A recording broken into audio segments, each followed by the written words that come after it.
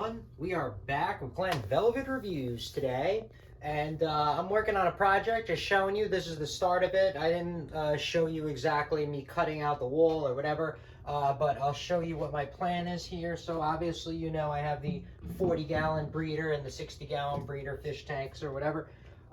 So what I'm gonna do is, I got my fish tank right here. I don't know, you guys can maybe see some of it. So I got the fish tank right here. So I'm thinking about, I'm going to cut out this wall right here, and then I'm just going to put a platform. I'm not going to make it anything crazy. Mine's going to be, you know, still in the other room. I'm not going to pull this into the wall up to here, just because I do I don't want the lights to be going on in here so much on the off schedule of my fish tank or the reef aquarium, just because I don't want to bother the fish. Sometimes people do laundry at like 5, 6, 7 in the morning. I don't have my lights turned on till like 9:30, 10.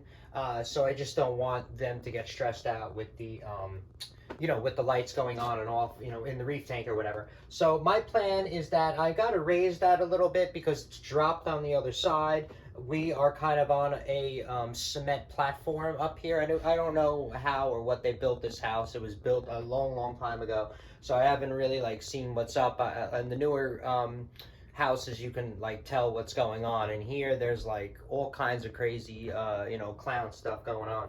So anyway, I want to open this up for the tank. I started cutting it out, as you guys can see. So I'm gonna cut mine like right here and about right here, and then I'm gonna I'll just pull the tank pretty much right up to the beginning of this wall.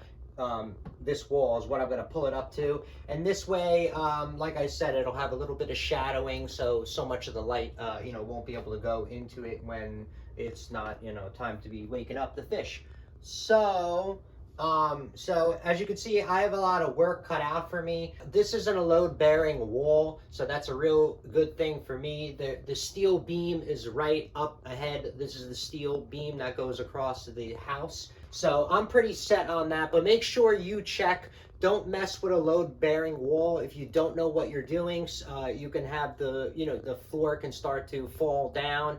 And I've been to a lot of houses when I was, you know, looking for house rental property for sale.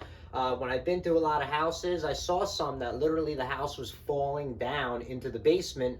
And I mean, it looked like a lot of work you would have to do to lift the house back up. And when a house falls like that, you don't know the damage anywhere else in the house. Like, you're just looking for a big problem down the road unless you're getting it for a huge discount. So pretty much, yeah, so that's kind of what's going on here. So I'm going to get studs. I'm going to put them in the wall, make a little platform over here a little bit higher, because I'm going to put the tank on something, because right now my tank is only this tall, and that is very low. So I'm going to put like a 6-inch platform that I'm going to put this on, make it out of 2x6s, and then you'll see me use some new tools that I got that are really cool. So we're going to review those tools.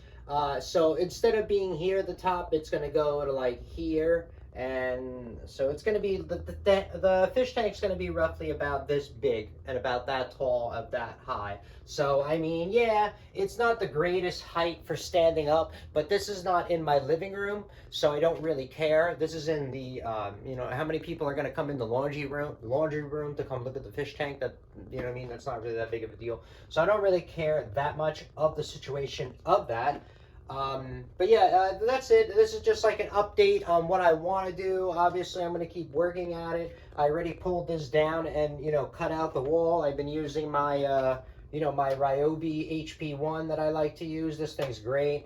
You know, good for the price is what I mean. Yes, there's better stuff, but this was like the best one for the price. I mean, mine already broke in 2 places, but I guarantee you Ryobi will help me out if I complain. All right, so yeah, I got to get 2x4s. I got to start putting them in the wall. And like I said, I'm going to start doing my little platform.